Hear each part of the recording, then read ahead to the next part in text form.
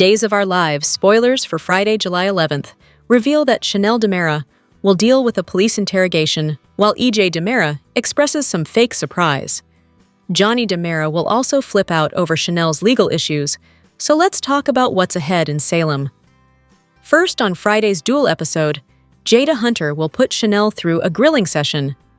Since Chanel delivered some fatal threats on the memory card that turned up, Jada will question whether she might have kept her promises. In the interrogation room, Days spoilers say Chanel will deny pulling the trigger on EJ.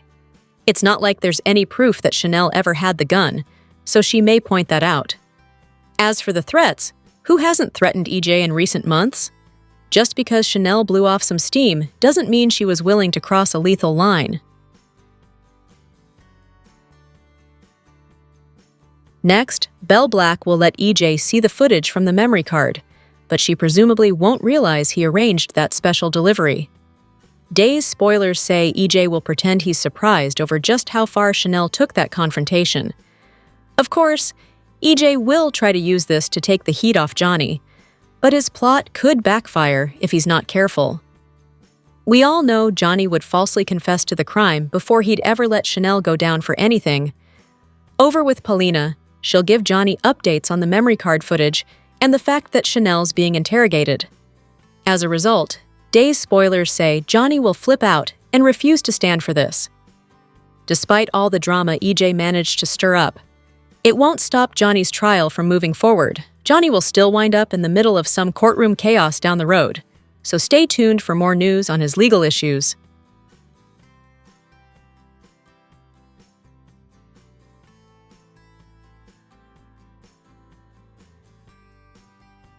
Across town, Xander Kyriakis and Maggie Kyriakis will have a fierce face-off, while Sarah Kyriakis delivers another plea to Philip Kyriakis.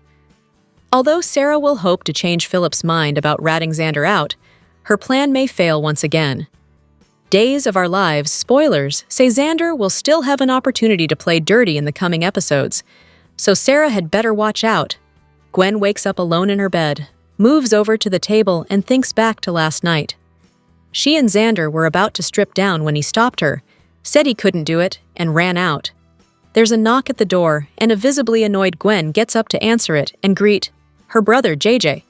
He lets himself in, and they get into it a bit over who's at fault for screwing up the family relationship. But he's there on business about the necklace. Gwen angrily tells him that it's her. Gwen blocks JJ from leaving and tells him there was no proof it was Julie's first. She snatches it from him and tells him Julie can sue her if she wants it so badly. If there's nothing else, why don't you get the hell out of my room?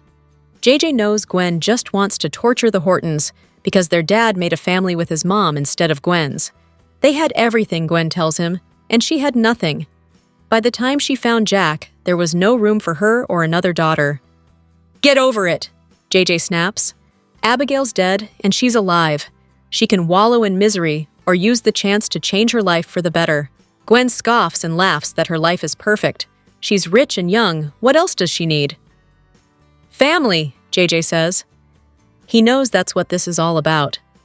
Whether or not they'll ever get along, there's definitely room in Jack's heart for her. But it's up to her to make the effort. Johnny's getting ready to leave for work and admits to Chanel that he's a little nervous going back. Chanel gives him a kiss for courage and tells him that he's still a good person. He didn't shoot his dad, and she's got his back. Always.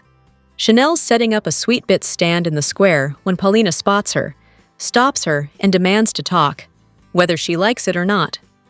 Paulina says she had no choice but to have Johnny arrested. She doesn't have the luxury as mayor to not do things by the book, but she truly hopes she's wrong. She hates hurting Chanel, but there's nothing she can do. She can't give special treatment to anyone. Please, say you understand that. Chanel tearfully admits she believes her mom's doing what she thinks is right, but she doesn't know what to do for Johnny.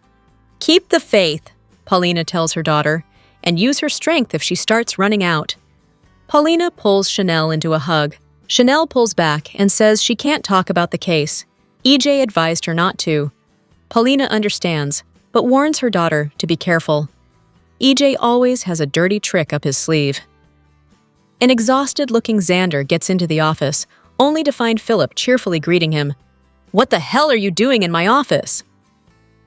The deal was to stay out of Xander's way. Philip calmly tells him that they've got to put on a good front to salvage the company. And on that note, Philip signed Xander up for anger management courses through HR. Xander yanks his brother out of the chair and demands to know why he thinks he needs anger management. Case in point, Philip tells him. They settle down, though Philip starts annoying his brother with everything he's doing, just as Johnny walks in. Philip tells him he's got their unwavering support and that he's the one that summoned Johnny in to do a video statement together. They've got to prove there's no dissension in the ranks. Xander hates the idea, but Philip tells him they have to address all the craziness directly. Johnny backs him up. Everyone's been in a panic since Xander was accused of attacking Philip, so a joint statement would quell that. "Fine," Xander growls. "They can do it." But he's having a tough time pretending to like Philip, and Johnny bows out and suggests they work on not killing each other before they film this statement. Once he's gone, Philip gets Xander some tea and asks what kind of trouble his brother got into the night before. Xander doesn't want to engage. They'll through the video and stabilize the company, but he can't stand working alongside him. "You could quit," Philip tells him. EJ's on the phone with Rita, confirming that the package was received when Tony walks into the living room and cheerfully asks what he's up to. EJ just says he was having her run some errands for the hospital. Tony doesn't buy it, but Rita's loyal to each of them. Tony brings things back to the Kyriakis brothers, taking Demera from them. Stefano's turning over in his grave. Tony's not willing to wait for Philip and Xander to implode. He wants to find someone at the company to turn on them and help sabotage the CEOs. EJ wants to know why, since Tony doesn't want to run it. That's irrelevant. They just need to get it back so Demera can run it again. But Tony doesn't know who. EJ doesn't want it. Kristen blew it, and Stefan's missing. "How about Johnny?" EJ suggests. Tony loves Johnny, but he's not exactly a business expert. Plus, he's going to be stuck in court, and God forbid he's convicted. "I know for sure Johnny is going to beat this," EJ heatedly tells his brother. Andre realizes EJ's already taken steps to have new evidence show up. Andre suggests EJ not interfere with Johnny's case. He'll be under a great deal of scrutiny, especially with the stakes so high. EJ thanks him and brushes off the warning. He'll handle the trial. Tony can handle Demera.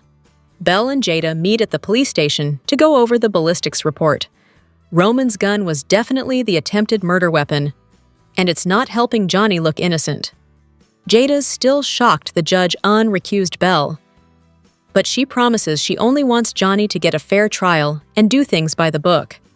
Jada hopes the memory still will have the shooting, but Belle explains it won't be. But maybe it'll give them an idea of who else wanted EJ dead. They both ponder over who dropped it off and why. Someone wanted to get Belle's undivided attention, Jada says. Forensics finally finishes with the memory card, and Jada and Belle pop it into a laptop and take a look. They're both taken aback by the time they're finished. What do we do now? Belle wonders. Jada calls Paulina and summons her to see the new evidence. Belle then calls EJ to tell him they recovered the footage, and he needs to see it for himself. He smiles slightly to himself. Johnny shows up in the square to greet Chanel. He's taking a break while Xander and Philip get their act today. Chanel tells him that she and her mom just kind of made up. That's great, Johnny assures her. And Chanel, in turn, tells her she'll back him up no matter what. EJ will do whatever it takes to prove his innocence. Paulina gets to the station and just demands they show her the footage, overriding Jada's attempts to warn her. "Oh my God!" Paulina gasps as the video starts playing of Chanel fighting with EJ. And it concludes with her telling him he won't ever stop unless someone makes him. "I'm not going to let you live long enough to hurt Johnny or anyone else like you ever again." Days of Our Lives spoilers for the week of July 14th suggest some curveballs. Fans can expect Sarah Horton Kyriakis to play dirty in her custody battle against Xander Cook Kyriakis, Ari Horton, and Holly Jonas. Plus, Sophia Choi tells Tate Black that the baby has already been given away. Keep reading and let's talk about what is coming up in the Peacock soap opera. Let's begin with Sarah, who just had a talk with Bonnie Lockhart Kyriakis. When Bonnie mentioned what happened to her own daughter, Sarah freaked out. The good doctor has always used Xander's past against him when they fight. This time, Xander really did hurt Philip Kyriakis, but won't admit to it. Even the victim is covering it up so he doesn't go to prison for fraud. Sarah is desperate to get full custody. So, could she frame or set up Xander, then get him sent to prison? Or perhaps Sarah will lie and tell the police that Philip confessed to her. Over with Ari, she and Holly both get kidnapped. The stage for that storyline has already been set. Ari was almost grabbed by Brady's pub, but Kayla Johnson interrupted just in time. Unfortunately, Ari will be snatched first. Then, Holly is taken and thrown in a room with Ari.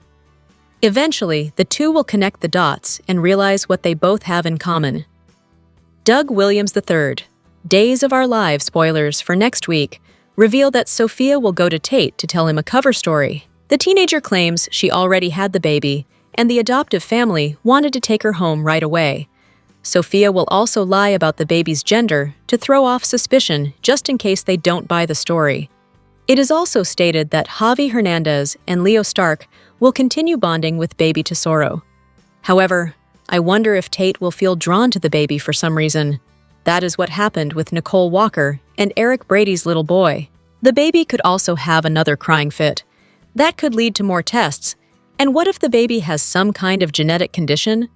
Will Sophia step forward to save her secret son's life? Which storyline are you looking forward to seeing the most during the week of July 14th, 2025? Share your thoughts in the comment section below. Keep watching the soap on Peacock to find out what happens next. Days of Our Lives spoilers and updates tease Gwen Rizchek has returned to Salem and is up to mischief. We're curious if she's collaborating with Vivian Alamain and whether a significant twist involving Stefan DiMera is on the horizon as well. On Monday, July 7th, Chad DiMera was shocked to find Gwen at the Horton house door, and Julie Williams was even more surprised, especially when she saw Gwen wearing the Horton family heirloom diamonds. Gwen had previously left town as the rejected Mrs. Dimitri von Lochner DiMera. It seems Gwen divorced him and took a significant amount of Dimitri's money in the process, despite her claim that they are still legally married in the episode airing on July 9th. The last time we saw Gwen, she was boarding a jet to Alemania for a gold-digging adventure in October 2023. Leo Stark's former best friend left Salem heartbroken because Gwen's attractive husband Dimitri had been secretly involved with her best friend Leo even during their honeymoon. Then cheater Dimitri cheated on Leo too. They say how you meet someone is how you lose them. Now Dimitri has found another guy he met in prison and wrote Leo a letter saying thank you next. Leo has moved on with Javi Hernandez, and Gwen went to Alemania for a bit, looking like she returned as a wealthy woman. When she left, she wanted nothing to do with Leo or Dimitri. However, Gwen did take a blank check from her husband's checkbook, and Dimitri got arrested for attempting to kill Stefan and Gabby Hernandez. Gwen left Salem to pursue Dimitri's inheritance from his family. Remember, the marriage was just a step for him to fully inherit. Apparently, Gwen has been in Alemania all this time, and that's where things get really interesting. Do you know who else is there? Vivian Alamain, because that's her family's territory, and her son Stefan is there too. If you remember, Vivian had Ivan Marias put Stefan DiMera in a car trunk and then had him taken back to Alemania to lay low. Stefan's mom signed the divorce papers and sent them to Gabby, breaking her heart. So the big question is whether Gwen has been working with Vivian. Some time ago, a leak teased that Gwen would be making a comeback and was scheming with Vivian against the Kyriakis family. Gwen would primarily take the lead in this plot since Louise Sorel had limited filming availability. This was quite a few months ago, since Duel films 9 or 10 months in advance. This leaked information from months back aligns with details from the summer and fall promotions, as well as what we are observing this week. It appears that E.J. DiMera is working with Gwen, and this could be part of an anti-Kyriakis scheme. It's clear that she still has feelings for Xander Cook, who is currently separated from Sarah Horton. Additionally, Vivian holds a grudge against the Kyriakis family because Philip Kyriakis took half of Xander's inheritance with a forged document that Vivian created. To make matters worse, Philip's mother, Kate Roberts, exposed Vivian to the police, and Philip refused to eliminate Xander as Vivian wanted. So, she's feeling messy, angry, and salty. Those words really fit her mood right now. In short, there's a lot going on, and it seems quite complicated. Also, it feels a bit odd that Gwen shows up in Salem at this exact time. Gwen is also surprised when she bumps into her former best friend Leo in Horton Town Square, where he is pushing a baby stroller. To add to the drama, she's wearing Julie's necklace that Hope Brady has been searching for. Doug Williams II took it, Leo sold it, and Melinda Trask purchased it. Then she sold it again. And now, it's in Gwen's possession this week. After teasing Julie by flaunting the Horton diamonds, Gwen gets some private time with her attractive ex, Xander. Gwen gives Xander a passionate kiss, but we know Sarah is the one for him, so he should reject her advances. But instead, Javi and Leo spot them going into the Salem Inn. Additionally, Xander is seeking full custody of Victoria, and he may come to the conclusion that getting back together with the opportunistic Gwen could harm his chances in custody court. Other leaks suggest that Gwen will be more involved with Chad and Kat Green. This is intriguing since Gwen appears to be scheming with EJ. We also know that Kat received instructions from Shane Donovan to investigate how EJ acquired the funds to purchase University Hospital, as Shane suspects the money is illicit. Additionally, Rafe Hernandez is collaborating with Kat, who turns out to have been working with the ISA. Spoilers indicate that Chad Dimera discovers Kat's connection to the ISA, and he might actually assist her in building a case against EJ. One reason Chad isn't part of the family business is due to all the shady and illegal activities happening, and Tony Dimera isn't a fan of that either. So, he plans to get involved soon and is scheming with Gabby. There's even more Dimera drama.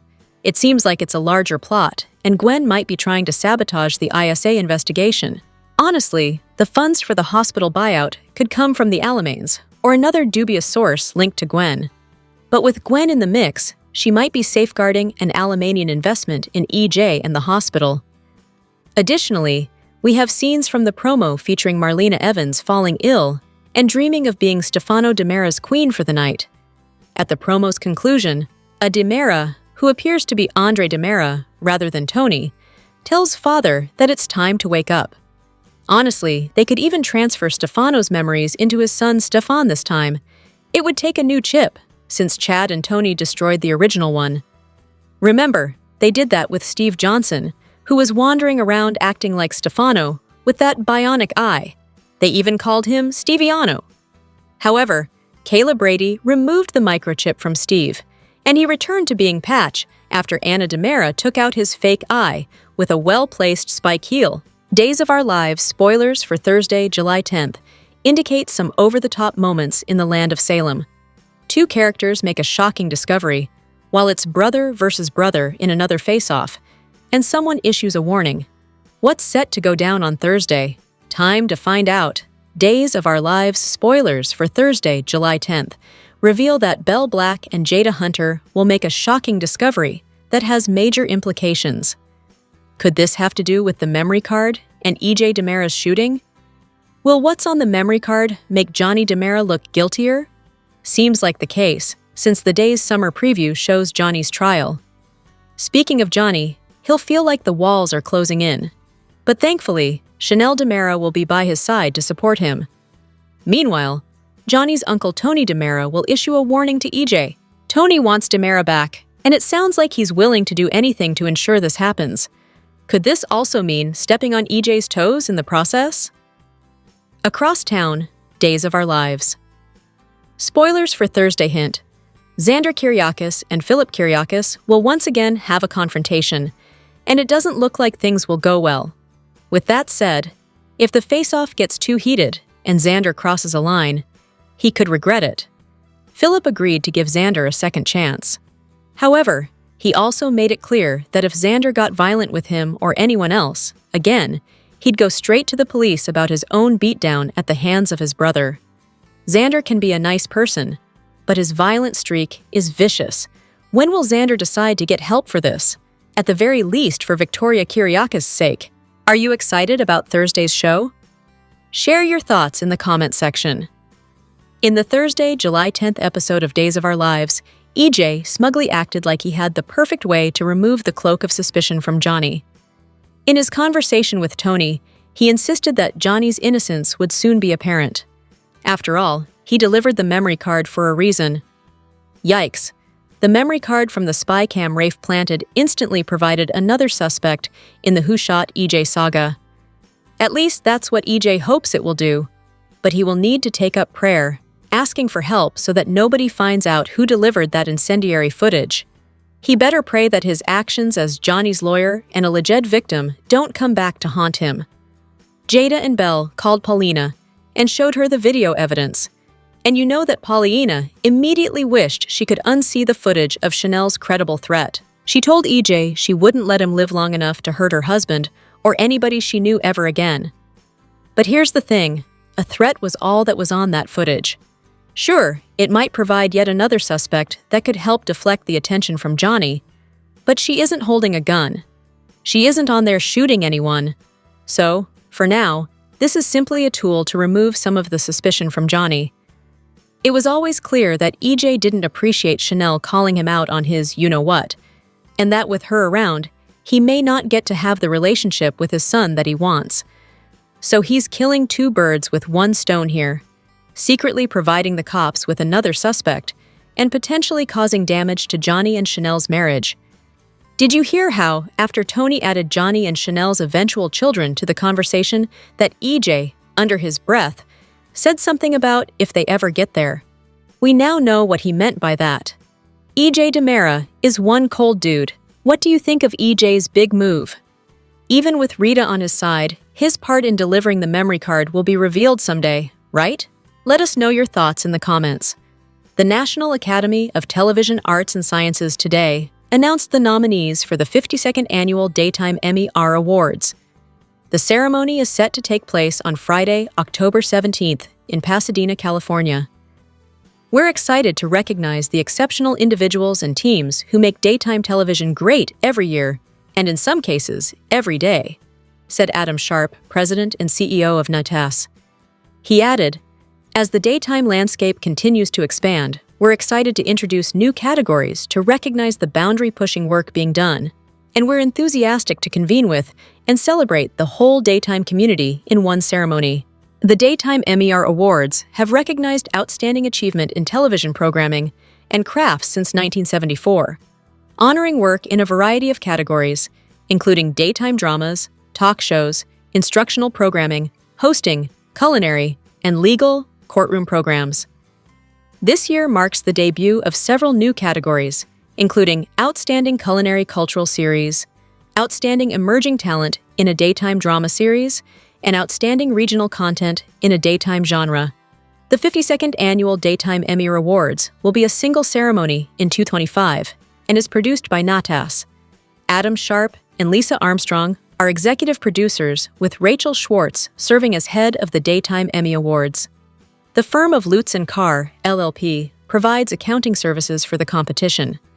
The nominations for the 52nd Annual Daytime Emmy Awards are trickling out in phases. On Wednesday, July 9th, many of the soap opera-centric categories were released. And it took about 2 seconds to realize something, that the legendary Susan Seaforth Hayes, who plays Julie on Days of Our Lives, was missing from the list of lead actress nominees. Unfortunately, Daytime Emmy voters neglected to recognize one of the emotionally powerful performances of 2024. Seaforth Hayes has been the vibrant, larger-than-life Julie Williams for over 50 years. In late November 2024, she kicked off a storyline that hit too close to home. Julie lost the love of her life, Doug Williams, formerly played by her husband, Bill Hayes.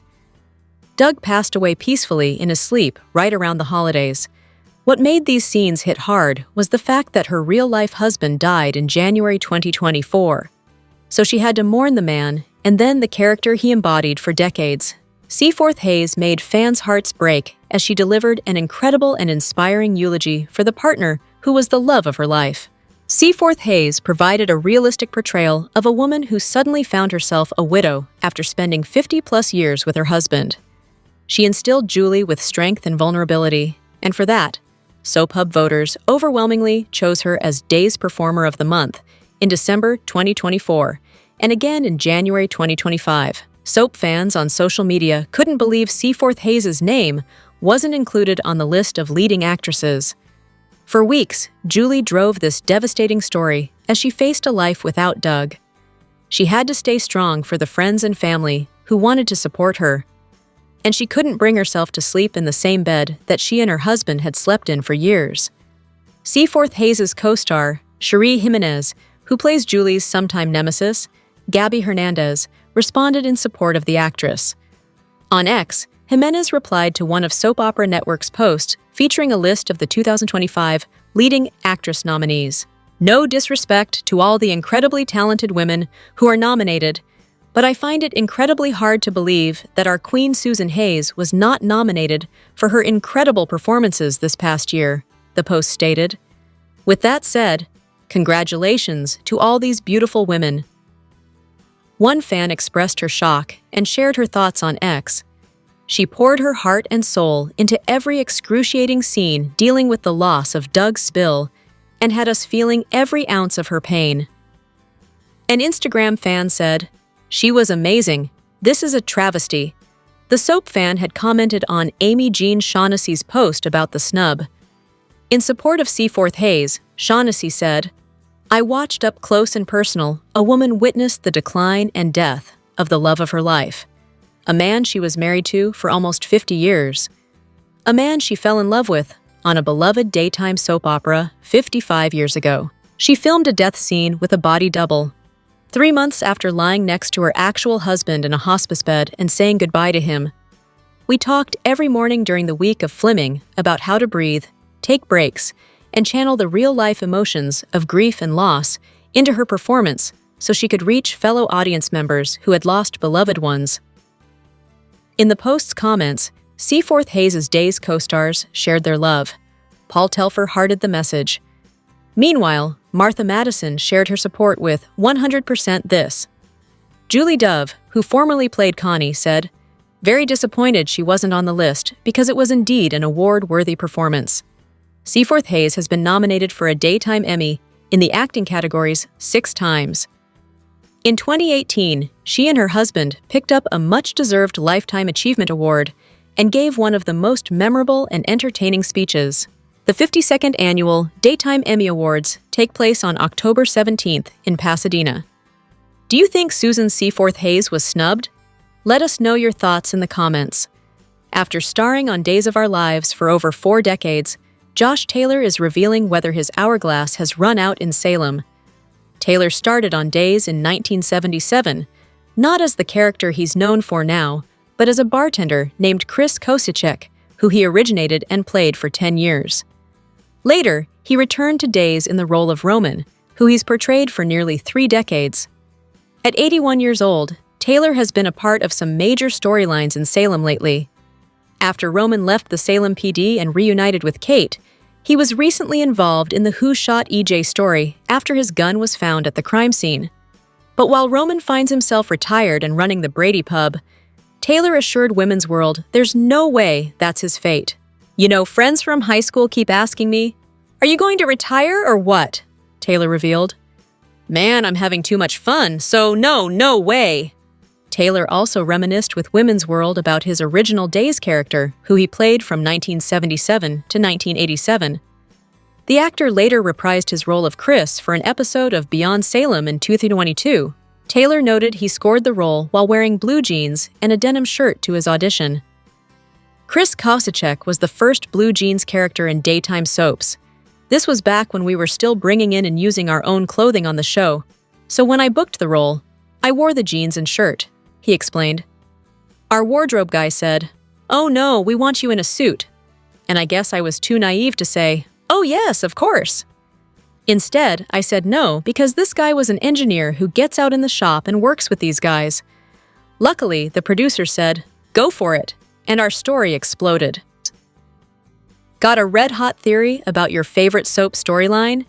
Email news@soaphub.com. Yours could be our next hot topic.